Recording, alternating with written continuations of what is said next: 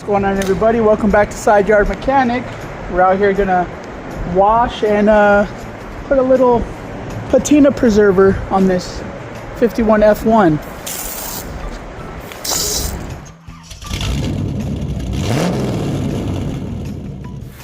You washing the truck, bud? There you go. Yep, and the tires and the wheels. All right. Not too much in the windows, they leak.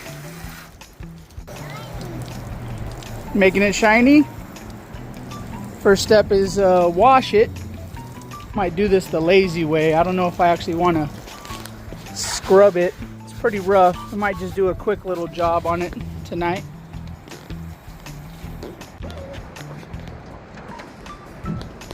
Let me help you out here, buddy. Gotta get that up. There we go. Kind of heavy. Got it? And let Daddy help you. There we go. Yeah, I gotta brush the grill on this old girl here. Ooh, look at it. It's making paint come off. Using soap on this is kind of pointless, I think. Huh? You're gonna hold the phone? Okay, here you go. Dad, showing us a house. Oh, you're showing a house? Yeah. It turns to rocks.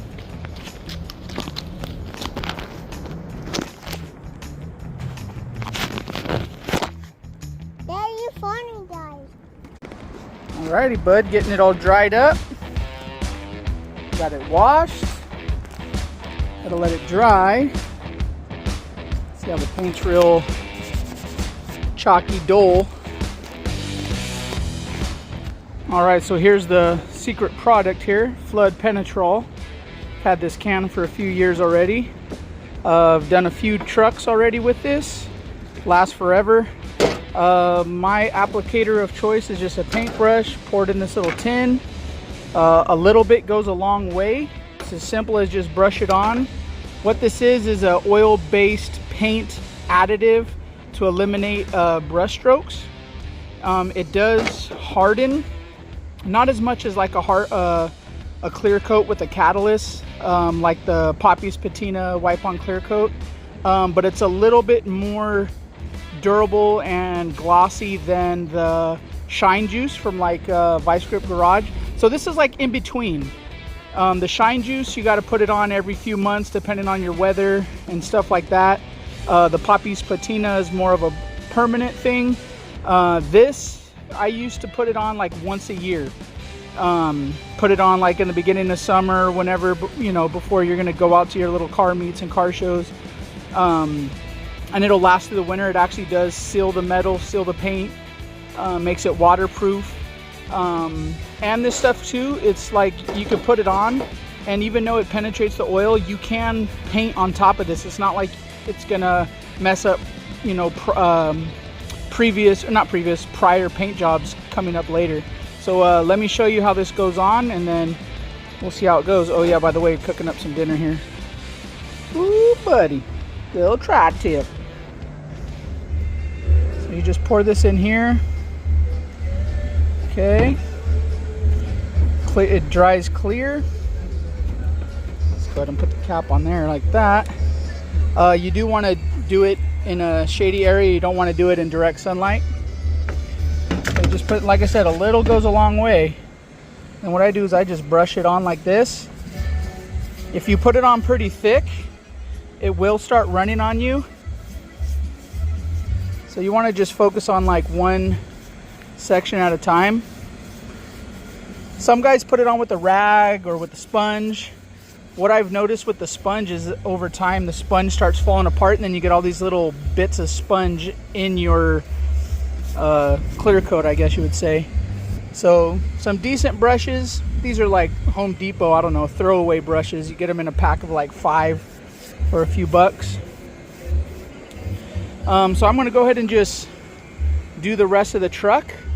Let's see, I'll try to do a spot here in the sun just so you kind of see.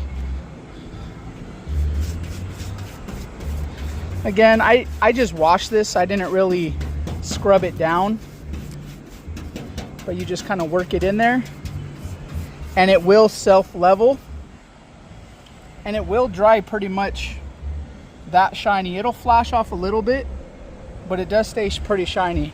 So let me go ahead and do the rest of the truck, and then I'll try to bring you guys in for the final product. There you go, bud. Dip it in there, brush it on. Oh yeah, even baby side yard mechanic can do it. There you go. No, let's get in all the little spots right there. You need your hat. Okay, here you go.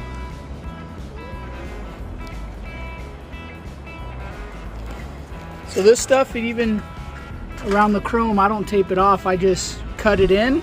Okay, I already did that part. And then you could come back and wipe it off with some, Caleb, I already did that part. You got to finish this. Wipe it off with a little paint thinner, or hit it with some chrome cleaner after. Some of that Never Dull, and it comes right off. You like around this V8 emblem, just dab it all in there. See, this fender already is already starting to flash off. It takes about 24 hours to dry. I mean, it'll be tacky in a few hours, but to be fully cured up takes a good 24 hours. Dad, it's dry. It's dry. Yep, it doesn't smell too bad. Doesn't have like a strong odor. I don't really know. It kind of smells like a roller skating rink, if you remember what that smell is. Was that like a polyurethane kind of smell? All right, everybody, here's the final product. Using the Flood Penetrol. It's actually been a few weeks since I put it on. Forgot to film a little video the next day. You could see the shine in the door there, little reflection. Nice smooth finish. And remember, we didn't even scuff this up at all. It's got that satin, little semi-gloss sheen to it, but it's not super dry.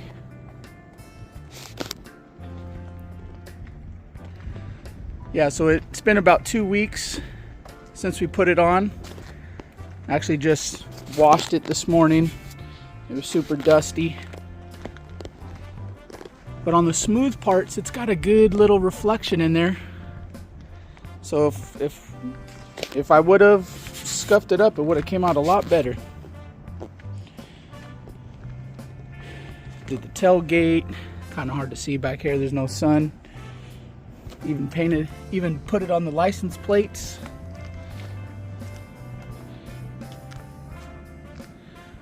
Running boards, hit those up.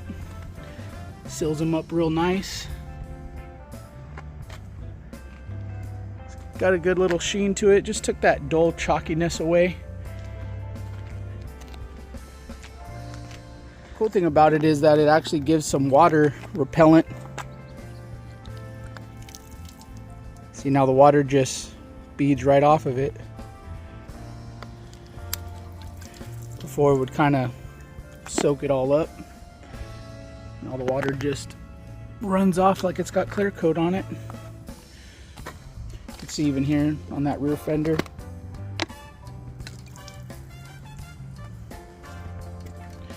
Alright guys, well that's Flood Penetrol on a 1951 Ford F1. A few things about the Flood Penetrol. If you're in California, it's kind of a pain in the butt to get it. You can't just go into Lowe's or Home Depot and buy it like anywhere else in the country. You kind of have to find an online source like a marine supply company that's willing to sell it. You might have some good luck getting it off eBay, I'm not sure. Also too, when you do put it on, if you are using rags or a sponge, make sure that you lay them out flat so that they could dry, because this stuff is highly flammable. What do they say? Self-combustible. So just take caution with that. Alright guys, thanks for checking out this video. Hope you like it. Hope it helps. Hope you guys get your stuff back on the road and looking good. Keep them running. And like the license plate says, keep it trucking.